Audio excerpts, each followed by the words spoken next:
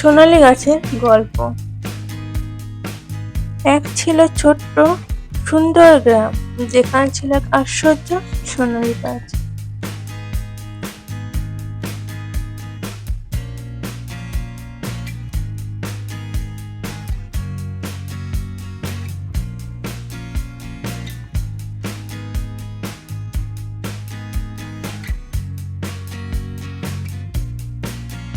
গাছটিতে পাতা আর ডালে ঝলমল করত সোনার মতো আলো।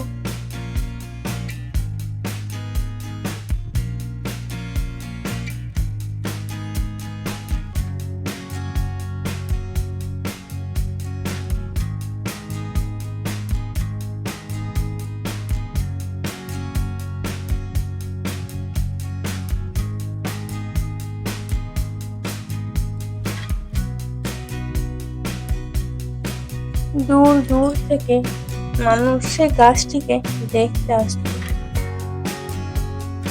সবাই খুব খুশি হতো। গাছটিকে যে যা চাইতো গাছটি তাই দিত।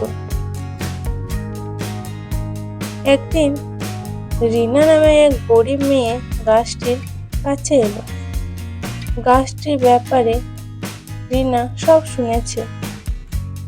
সেই গাছের নিচে বসে কাঁদতে লাগলো। তার মায়ের অসুখের কথা গাছটিকে বলল। রিনা বলল, হে গাছ, আমার মাকে সুস্থ করে দাও। রিনা অনেকক্ষণ কান্না করার পর গাছটি থেকে একটি সোনালী ফল নেমে এলো। রিনা ফলটিকে নিয়ে হাতে ধরে দেখলো। অনেকক্ষণ চিন্তা করার পর রিনা ফলটি নিয়ে বাড়ি গেল। ফলটি খুলতেই ভিতর থেকে ঝলমল আলো বের হলো ও তার সাথে খাবার আর ওষুধ বের হলো।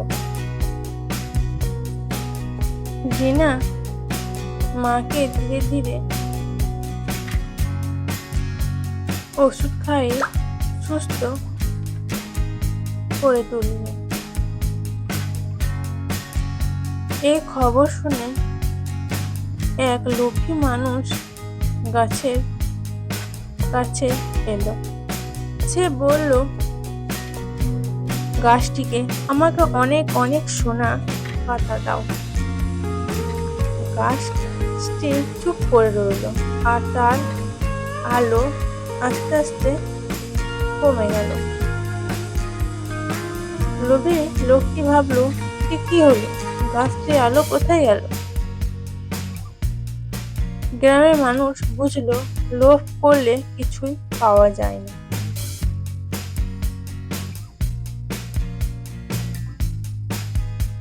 লোভী মানুষটি তারপরে চলে গেল। কিছুক্ষণ পর গাছটি আবার আগের মতো ভালো হতে শুরু করলো আর গাছটিতে ঝলমল আলো বের হতে লাগলো।